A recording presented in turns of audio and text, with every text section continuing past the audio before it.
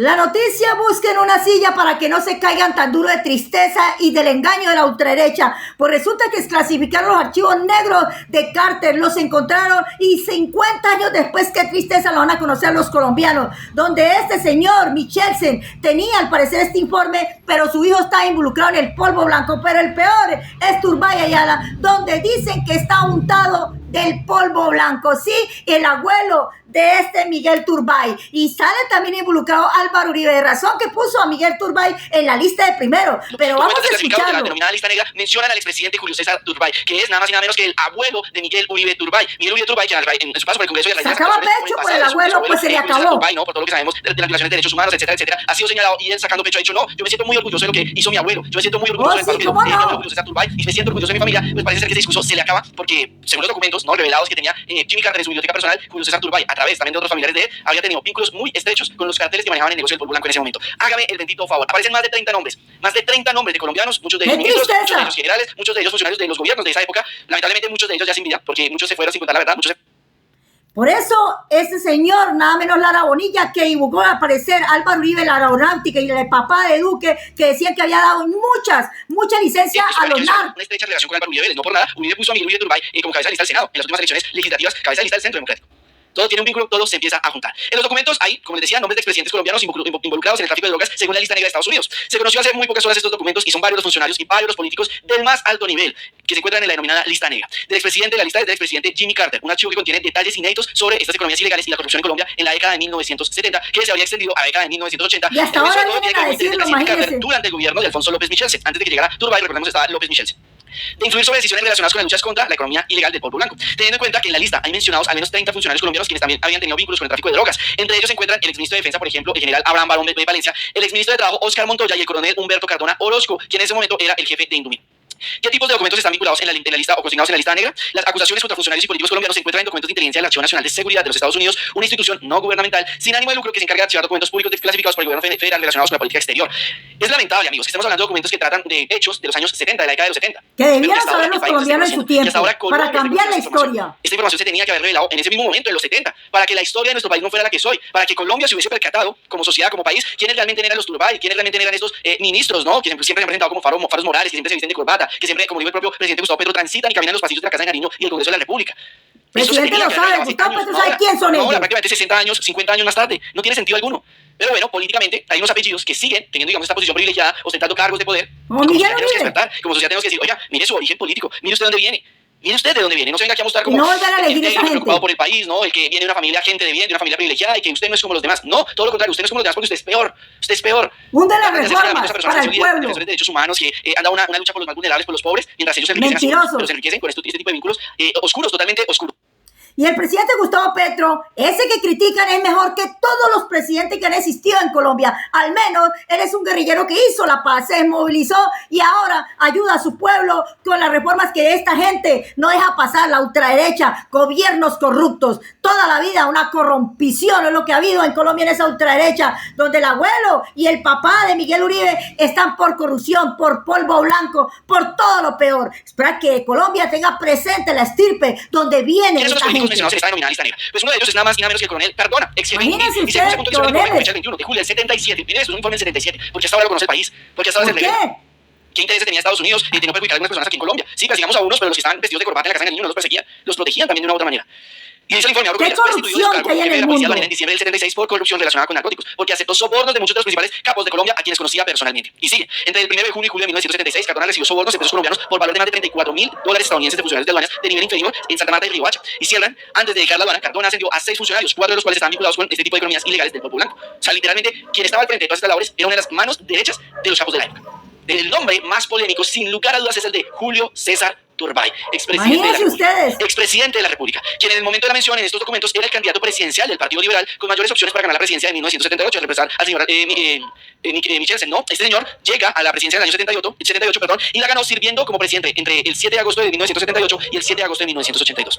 Los documentos señalan que el candidato Turbay Ayala, a través de su sobrino Aníbal Turbay Bernal, habría tenido vínculos con mafiosos que tenían el poder para elegir a los jefes de los organismos encargados de hacer cumplir la ley en Colombia si Julio César Turbay asumía la presidencia. Palabras más, palabras menos, según estos informes, pues Julio César Turbay era la ficha ideal para los capos, los mafiosos de la época. Luego dicen que también tenemos información de que Aníbal Turbay Bernal, sobrino del líder del Partido Liberal, Julio César Turbay Ayala, pertenece a la red ilegal mafiosa de José Manuel Barra Urrea, que solo en un periodo de 3 meses este año vendió al menos 1,5 millones de dólares en estupefacientes. Este documento fue entregado en ese momento al presidente López el 15 de julio de 1977. López, a pesar de tener la obligación de dar esta información, la ocultó. Estados Unidos, a pesar de hacer pública esta información, la ocultó.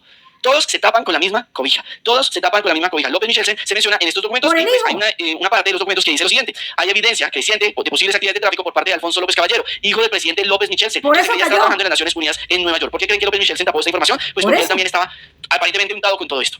Si hablo sobre el señor López Turbay, pues tengo que, perdón, si hablo sobre el señor Turbay Ayala, tengo que hablar sobre mis vínculos como presidente también y de mis familiares, ¿no? Por eso López Michelsen tapó toda esta información.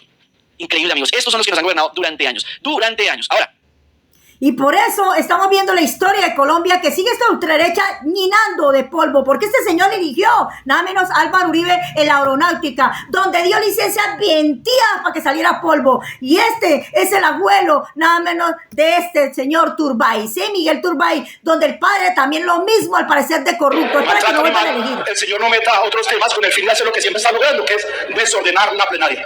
Mire, mi abuelo, que usted tanto menciona, es hijo de Miguel Ibáñez, y desde la más absoluta pobreza, combatiendo el establecimiento bogotano, llegó a la presidencia. Sí, cómo no, mentiroso. Pero por la familia paterna mía, tuve la posibilidad de tener oportunidades que no todos los colombianos tienen. Y aprendí que por un lado era privilegiado, sí, tenía unas oportunidades, no porque se las robaron a nadie, sino porque las trabajaron. No, ¿cómo no? De sus oportunidades y las mías, es que las mías las trabajó mi familia. Sí, claro, trabajaron muchísimo, mucho.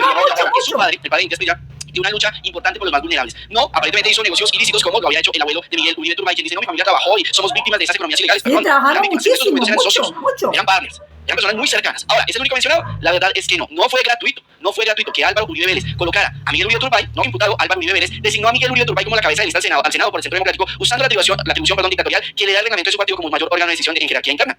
La decisión no sorprende, a menos que uno estudie un poco la historia, la cual confunde sobre el presente. Vayámonos más o menos a la misma época de los 70, los 80, que están hablando los documentos de la lista negra. Turbay eligió a Uribe para la aeronáutica. Julio César Turbay Ayala, abuelo de Miguel Uribe Turbay, nombró a un joven político antioqueño de menos de 30 años en la dirección de la aeronáutica civil. Quienes no conocían al nuevo funcionario pensaron que estaría muy pocos días en el cargo, ya que se lo comerían vivo los capos o le quitarían la vida. Eso debido a que el anterior director de la aeronáutica, el señor Fernando Vives, había sido totalmente acribillado por el cartel de Medellín en enero de 1980 por no ceder ante las presiones para entregar matrículas para sus aviones. Pero luego se había puesto a cerrar pistas clandestinas que eran usadas para el transporte de este tipo de sustancias. Pues todos equivocados. A sus 29 añitos, ese joven emprendedor y nuevo director de la aeronáutica civil, llamado Álvaro Uribe Vélez, logró terminar su mandato sin sufrir algún rasguño ni una amenaza, ni un menor susto, ni el más menor susto. Ahora bien, la cosa cambió después de su salida. En septiembre de 1983, Rodrigo Lara Bonilla, entonces ministro de Justicia, ordenó derogar cientos de licencias de aviones que habían sido otorgadas a capos por la aerocivil de Álvaro Uribe Vélez en ese momento.